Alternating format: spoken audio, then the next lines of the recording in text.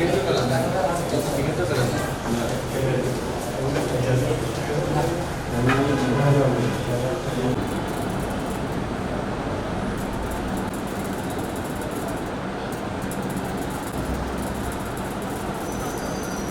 Together for হৃদয়ের জন্য আমরা একসাথে সবারই আমরা জানি যে সে ক্যান্সারে আক্রান্ত, একেবারেই কঠিন এক পরীক্ষার মুখোমুখি সে হয়েছে।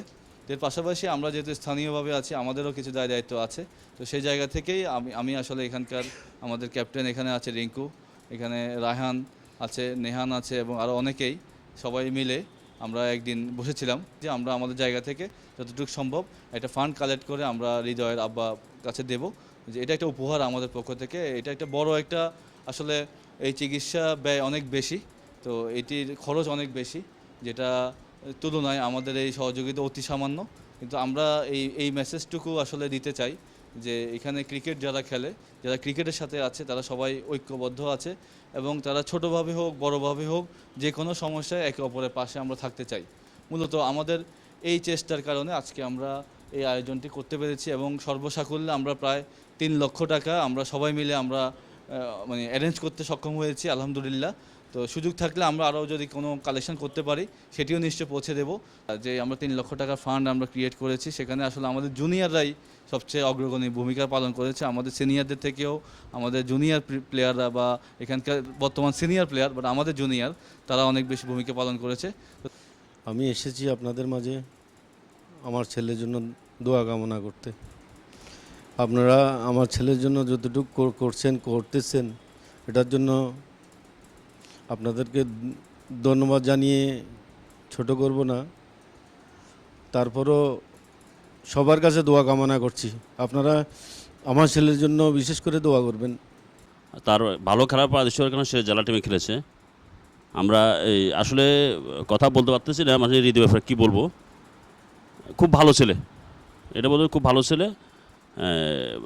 যারা জুনিয়ররা যারা এগিয়ে আসছেন, আশা করি সামনে আমরা সিনিয়ররা এগিয়ে আসবো। আর বিভিন্ন জায়গা থেকে আমরা যদি ফান্ড ক্রিয়েট করতে পারি, অবশ্যই আমরা সেটা ওনার হাতে পৌঁছে দিব। হৃদয়ের পরিবারকে একদম মন থেকে সমবেদনা জানাচ্ছি, তার আরোগ্য কামনা করছি এবং তার আব্বা এখানে আছেন। আমি ধৈর্য ধারণ করার আল্লাহ পাক যাতে তৌফিক দান করেন। হৃদয় আমাদের একটা জিনিস চোখ খুলে দিয়েছে, ক্রিকেট একটা ঝুঁকিপূর্ণ খেলা, ব্যয়বহুল খেলা। তো আজকে হৃদয়ের কারণে এই যে রায়হান সহ অপু সহ সবাই একটা কষ্ট করেছে, আগামী দিন যে আরেকজন হবে না এটার তো নিশ্চয়তা নেই। তাহলে আমরা আগামী দিন আবার করব, এভাবে আসলে মানুষ বিরক্ত হবে।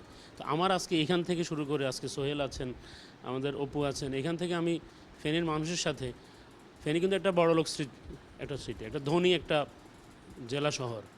আমরা যদি ক্রিকেট খেলোয়াড় কল্যাণ সমিতি এটা করি, হ্যাঁ আমরা দেখেছি করার কেন করতে হবে এটা আপনারা বুঝতেছেন।